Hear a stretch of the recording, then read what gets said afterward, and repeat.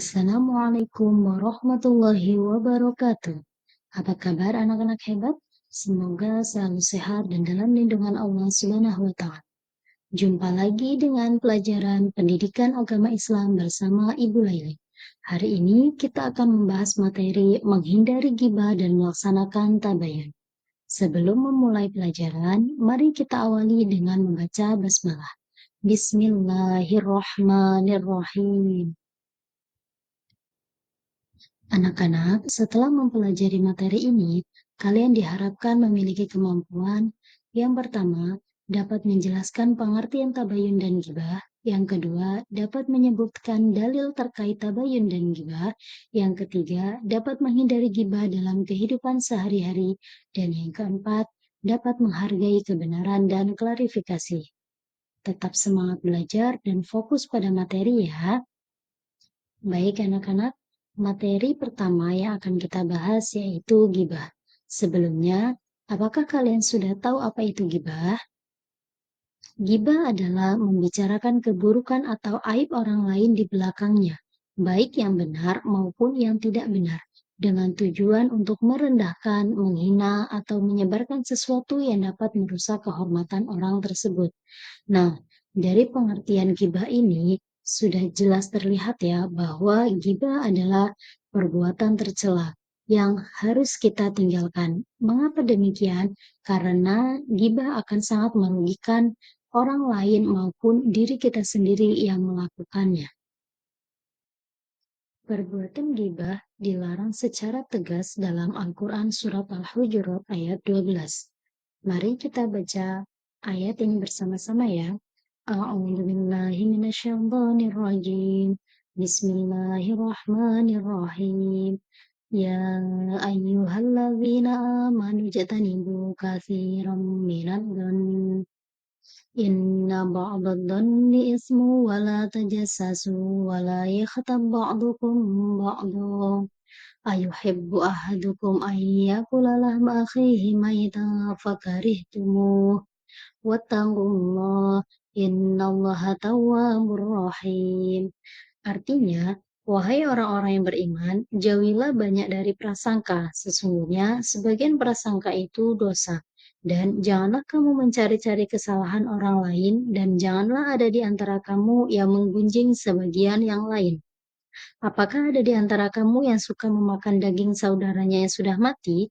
Tentu kamu merasa jijik. Dan bertakwalah kepada Allah, sesungguhnya Allah Maha Penerima Taubat, Maha Penyayang. Jadi dalam ayat ini secara jelas dikatakan bahwa kita tidak diperbolehkan menggunjing atau membicarakan orang lain. Apabila kita melakukan hal tersebut, maka diibaratkan seperti kita memakan daging saudara kita yang sudah mati. Pasti kita tidak mau untuk melakukan hal tersebut kan? Oleh karena itu, mari kita tinggalkan perilaku ghibah. Lalu, apa saja sih bahaya dari ghibah? Di sini ada 4 poin yang menjelaskan tentang bahaya ghibah. Yang pertama, merusak kehormatan orang lain. Ghibah dapat menghancurkan kehormatan dan nama baik seseorang. Mengungkapkan keburukan atau aib orang lain tanpa izin mereka dapat menurunkan martabat orang yang dibicarakan di mata masyarakat. Yang kedua, dapat merusak hubungan antar individu dan menyebarkan energi negatif di lingkungan sekitar kita. Tindakan ini tidak hanya berdampak pada orang yang dibicarakan, tetapi juga mempengaruhi perilaku ghibah itu sendiri. Karena dapat menumbuhkan sifat-sifat buruk seperti iri hati dan kebencian. Yang ketiga, dapat mengikis rasa saling percaya di antara teman, keluarga, dan rekan kerja. Ketika seseorang merasa bahwa mereka telah menjadi korban ghibah, hal ini dapat menimbulkan perasaan sakit hati dan merusak persahabatan atau hubungan yang sebelumnya harmonis. Dan yang keempat, mengundang dosa dan mengurangi pahala. Ghibah adalah salah satu dosa besar yang dapat mengurangi pahala seorang muslim. Setiap kali seseorang terlibat dalam ghibah, maka ia akan dikenakan dosa. Dosa tersebut hanya bisa dihapuskan dengan cara meminta maaf langsung kepada orang yang telah dighibahi. Setelah kita mengetahui begitu bahayanya perilaku ghibah yang selama ini sering kita lakukan, maka kita harus belajar untuk benar-benar meninggalkan gibah. Lalu bagaimana cara agar kita terhindar dari gibah? Untuk terhindar dari gibah, kita perlu meningkatkan kesadaran dan pengendalian diri dengan cara yang pertama, ingatlah dampak negatif dari gibah. Yang kedua, cobalah untuk selalu berpikir positif dan mencari sisi baik dari setiap orang yang kita temui. Yang ketiga, sibukkan diri dengan kegiatan yang bermanfaat dan positif. Yang keempat, jika kita berada dalam situasi di mana gibah terjadi, cobalah untuk mengubah topik pembicaraan atau tinggalkan percakapan tersebut jika memungkinkan. Yang kelima, ingatkan diri kita tentang nilai-nilai yang ingin kita pegang teguh seperti kejujuran, integritas, dan juga kasih sayang. Yang keenam, berkumpullah dengan orang-orang yang memiliki pandangan dan nilai yang sama sehingga dapat saling mengingatkan dan mendukung dalam menjalani hidup yang lebih positif. Dan yang terakhir adalah perbanyak berzikir. Mari kita sama-sama berkomitmen dengan diri kita sendiri untuk benar-benar meninggalkan perilaku gibah. Nah, anak-anak, tadi kita sudah mempelajari materi tentang gibah ya. Masih semangat belajar kan? Kita lanjut materi selanjutnya ya. Sekarang kita akan membahas tentang tabayun. Apa sih tabayun itu? Tabayun adalah proses mencari kebenaran. Menurut istilah, tabayun ialah klarifikasi atau verifikasi terhadap informasi atau berita yang diterima untuk memastikan bahwa informasi tersebut benar dan dapat dipercaya.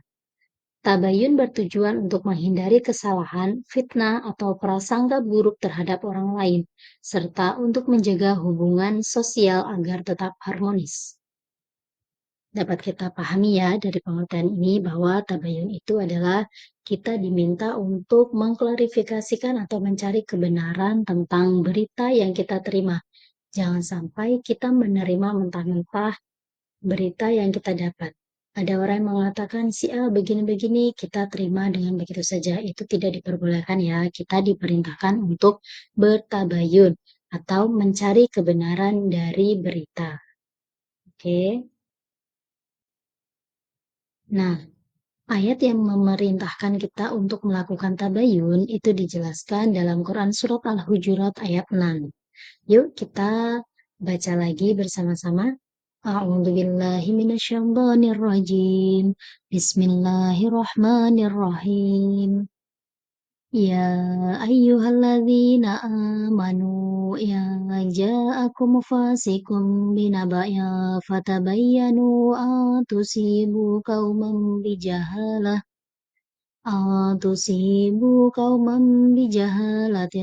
fatusbihu ala ma fa'alatum nadimin.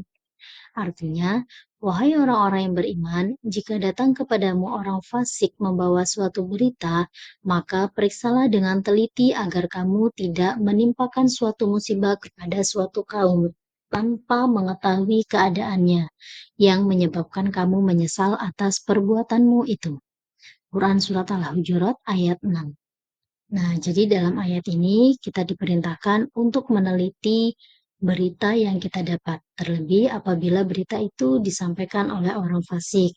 Jangan sampai karena kelalaian kita menerima mentah-mentah berita yang kita dapat, itu akan membuat kita menyesal di kemudian hari atas perbuatan kita sendiri.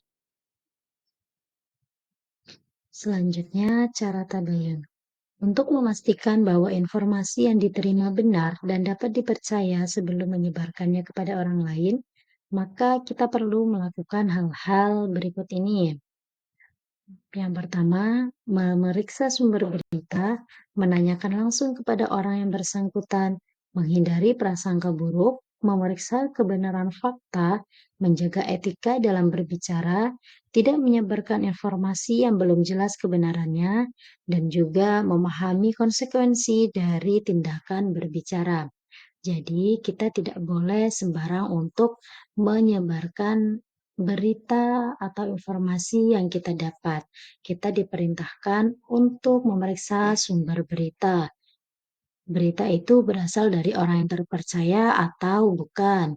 Kemudian, berita tersebut kita konfirmasikan kepada orang yang bersangkutan dengan berita yang kita terima. Konfirmasi terlebih dahulu benar atau tidak adanya berita tersebut.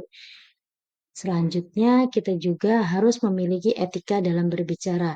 Kita tidak perlu membicarakan sesuatu yang bukan ranah kita.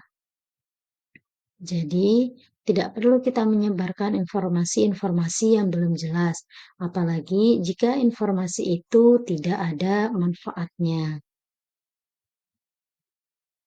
Kemudian, apa saja sih manfaat dari tabayun? Nah, tabayun ini memiliki banyak manfaat ya. Yang pertama, menghindari fitnah dan kesalahpahaman, menjaga kehormatan orang lain, membangun persatuan dan kedamaian sosial, menjaga kepercayaan dan hubungan sosial, mencegah prasangka buruk, menghindari dosa gibah, menghindari kerusakan dalam komunikasi, dan mendapatkan pahala dan keriduan dari Allah. Apabila kita melaksanakan tabayun, maka kita akan terhindar dari yang namanya fitnah atau kesalahpahaman. Kemudian, hubungan sosial kita dengan orang lain tidak akan rusak hanya karena sebuah salah paham atas informasi. Kemudian, menghindari diri kita dari perbuatan dosa karena melakukan sesuatu yang belum pasti itu juga termasuk dosa. Memfitnah orang itu termasuk dosa. Jadi alangkah baiknya jika kita menghindari hal-hal negatif yang dapat merugikan diri kita maupun orang lain. Anak-anak, bisa dipahami ya materi kita pada kesempatan kali ini yaitu tentang ghibah dan juga tabayun. Jadi pada intinya menghindari ghibah atau menggunjing dan melaksanakan tabayun atau klarifikasi itu merupakan langkah penting dalam menjaga keharmonisan sosial dan kedamaian antar sesama. Ghibah dapat merusak hubungan, menyebarkan keburukan, dan menciptakan fitnah. Sementara tabayun membantu memastikan bahwa informasi yang kita terima itu benar adanya sebelum diteruskan atau dipercayai. Dengan melakukan tabayun, kita tidak hanya menghindari menyebarkan kebohongan atau prasangka buruk, tetapi juga menjaga kehormatan orang lain dan memperkuat hubungan yang saling percaya. Oleh karena itu, dengan selalu melaksanakan tabayun, kita dapat membangun komunikasi yang lebih sehat, menghindari dosa, dan menciptakan lingkungan yang penuh kedamaian. Baik anak-anak, itu tadi materi yang bisa Ibu sampaikan. Mari kita sama-sama berkomitmen untuk memperbaiki diri dengan cara menghindari gibah dan juga melakukan tabayun. Terima kasih sudah menyimak. Wassalamualaikum warahmatullahi wabarakatuh.